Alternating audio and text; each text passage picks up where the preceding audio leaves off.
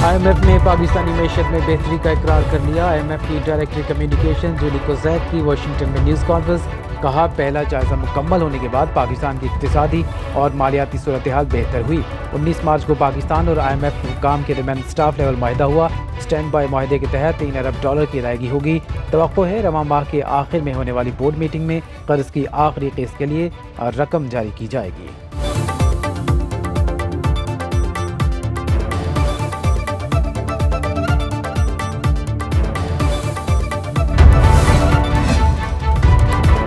IMF سے $1.1 ارب کی قسط اسی ماہ مل جائے گی۔ نیا قرض پروگرام بھی ناگزیر لیکن شرائط آسان نہیں ہوں گی۔ وزیر اعظم شہباز شریف نے پیشگی خبردار کر دیا۔ کہا مہنگائی کی شرح میں بتدریج کمی آ رہی ہے، معاشی اشاریے بہتری کی جانب گامزن ہے۔ PIA کی نجکاری کے شیڈول پر مکمل عمل درآمد ہوگا۔ ایئرپورٹس کی آؤٹ سورسنگ کا کام جاری۔ FBR کی ڈیجیٹائزیشن بھی ہو رہی ہے۔ چینی باشندوں کو فول پروف سیکیورٹی دی جائے گی۔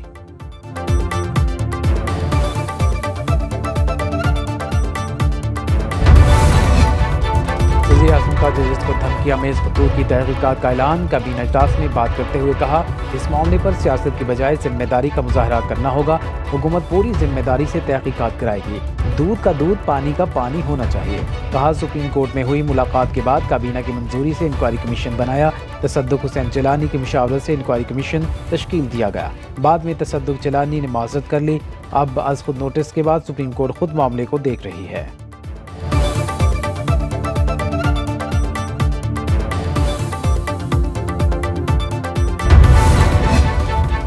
ججز کو دھمکی آمیز خطوط کی تحقیقات میں اہم انکشافات۔ خطوط میں ملنے والے پاؤڈر کے فرانسک آڈٹ کے مطابق لفافوں میں معمولی مقدار میں لیتھل آرسینک پایا گیا، جسے سونگھنے سے پھیپھڑوں میں سوجن، نتنوں کی سوزش اور خون کا بہاؤ ہو سکتا ہے۔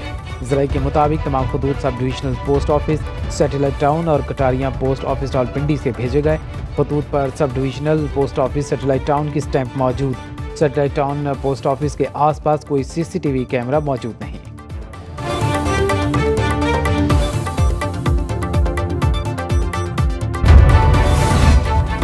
IMF کے بعد ورلڈ بینک کی بجلی اور گیس مزید مہنگی کرنے کا مطالبہ۔ عالمی بینک کے پاکستان ڈیولپمنٹ اپ ڈیٹ رپورٹ میں پینشن اصلاحات کا بھی مطالبہ۔ مقصد حکومت پر مالی بوجھ کو کم کرنا۔ بجلی اور گیس کی قیمتوں میں اضافے کا مقصد ان شعبوں میں بڑھتے ہوئے گردشی قرضے کو کم کرنا ہے۔ عالمی بینک کا تنخواہ دار اور غیر تنخواہ دار طبقے کے لیے اسکیم بنا کر انکم ٹیکس اصلاحات کا بھی مطالبہ۔ تمباکو سمیت ماحول کو نقصان پہنچانے والی اشیاء پر ٹیکس میں اضافے۔ ٹیلی کمیونیکیشن، انرجی اور خدمات سے متعلق شعبوں پر ود ہولڈنگ ٹیکس ختم کرنے کی تجویز۔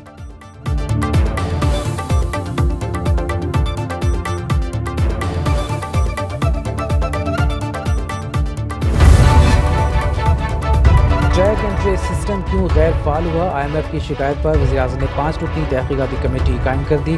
سابق سیکریٹری خزانہ طارق باجوہ سربراہ مقرر۔ CEO Pakistan single film, CEO national IT board, additional secretary وزارت قانون اور ممبر ٹیکنالوجی CDA ممبران میں شامل۔ کمیٹی FBR کے ٹریک اینڈ ٹریس نظام کی مکمل اطلاق میں ناکامی کی وجوہات تلاش کرے گی۔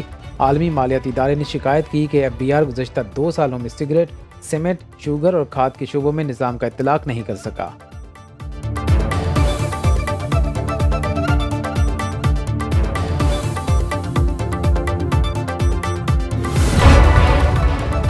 خیبر پختونخوا میں گورنر راج کا خطرہ ہے۔ وفاقی وزیر زعفران امیر مقام کہتے ہیں وزیر اعلیٰ الیمین گھنٹہ پور اور اسپیکر خیبر پختونخوا اسمبلی حلف کی خلاف ورزی کر رہے ہیں۔ اگر یہی سلسلہ چلتا رہا تو ملک کس طرح چلے گا؟ معاملات دوسری طرف بھی جا سکتے ہیں۔ صوبے میں گورنر راج لگ سکتا ہے۔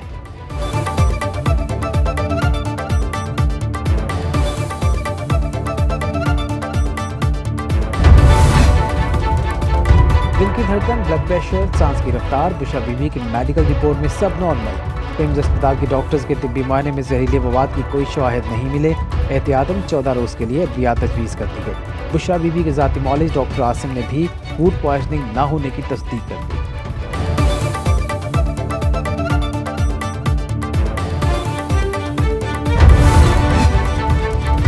پمز کے 4 سینئر ڈاکٹرز نے بشرا بی بی کا تفصیلی معائنہ کیا۔ میڈیکل چیک اپ کے دوران کھانے میں زہر یا ٹوائلٹ کلینر کے شواہد نہیں ملے۔ وزیر اطلاعات پنجاب عظمہ بخاری کا رد عمل۔ کہا بشرا بی بی کو جھوٹ بولتے ہوئے تھوڑا سا احساس کرنا چاہیے۔ دونوں میاں بیوی شاہانہ انداز میں جیل کاٹ رہے ہیں۔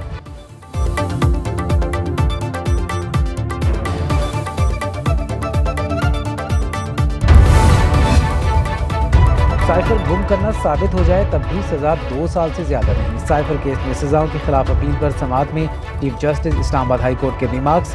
جسٹس میاں گل حسن اورنگزیب نے استفسار کیا، سائفر کا کاپی بانی پی ٹی آئی کو سپردگی کا واحد گواہ اعظم خان ہے، اعظم خان کا بیان نکال دیں تو سپردگی کا کوئی گواہ نہیں۔ اس قانون میں ہے کہ سائفر 1 سال کے اندر واپس کرنا ہوتا ہے۔ کیس کی مزید سماعت 16 اپریل تک ملتوی۔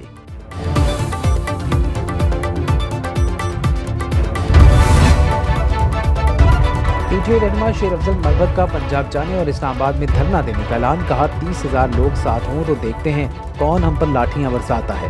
مخصوص نشستوں پر حق نہ لینے کے علی امین گنڈاپور کے اقدام کی بھی تائید، کہا ہماری مخصوص نشستیں نون لیگ اور جے یو آئی کو کیسے دی جا سکتی ہیں۔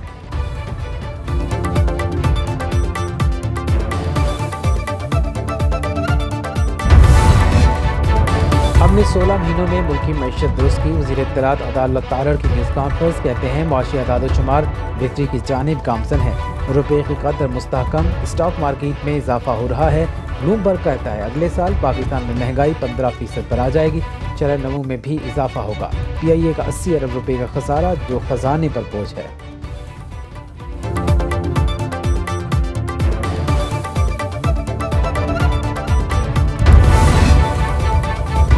وزیر اعلیٰ خیبر پختونخوا علی امین گنڈاپور کی زیر صدارت اجلاس، علی امین گنڈاپور نے کہا صوبے کو زرعی اجناس میں خود کفیل بنانا ترجیح ہے، وزیر اعلیٰ کی بنجر اراضی کو قابل کاشت بنانے کے لیے ڈیم بنانے کی ہدایت، کہا پانی کی چوری روکنے کے لیے سزاؤں اور جرمانوں میں اضافہ کیا جائے، مقررہ ٹائم لائن میں کام مکمل نہ ہونے پر ٹھیکیدار کو جرمانہ کیا جائے۔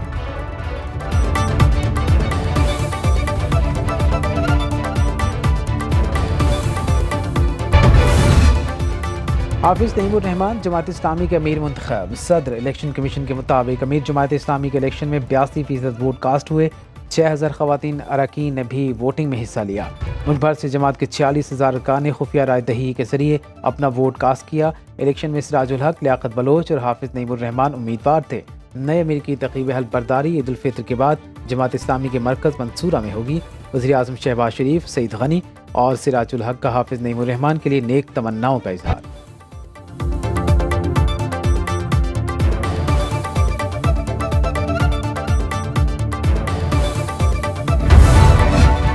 ذوالفقار علی بھٹو کی 45ویں برسی پر گڑھی خدا بخش میں قرآن خوانی کا اہتمام، بلاول بھٹو، فریال تالپور اور مراد علی شاہ کی ذوالفقار علی بھٹو اور بے نظیر بھٹو کے مزارات پر حاضری، فاتح خوانی کی اور پھول چڑھائے۔ تقریب سے خطاب کرتے ہوئے بلاول بھٹو نے کہا انتخابات میں کسی ایک جماعت کو واضح اکثریت نہیں ملی، پیپلز پارٹی سندھ اور بلوچستان میں عوامی معاشی معاہدے پر عمل کرے گی، وفاقی حکومت کا حصہ نہیں، پھر بھی چاہتے ہیں مسائل حل ہوں۔ الیکشن سے پہلے کہا تھا پیپلز پارٹی کا اونٹ جہاں بیٹھے گا وہیں حکومت بنے گی۔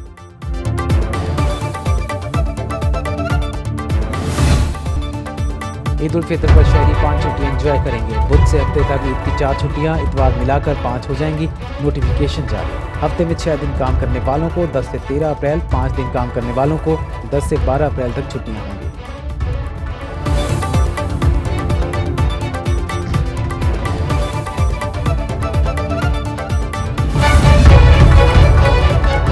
کاکول فٹنس کیمپ میں پاکستانی کرکٹرز کے درمیان رسہ کشی کا دلچسپ مقابلہ، بھاری بھرکم اعظم خان نے ایڑی چوٹی کا زور لگا کر اپنی ٹیم کو فتح سے امکنار کرا دیا۔ کاکول فٹنس کیمپ 6 اپریل کو 12 بجے ختم ہو جائے گا۔ 7 اپریل کو کھلاڑی آرمی چیف کے افطار ڈنر میں شرکت کریں گے۔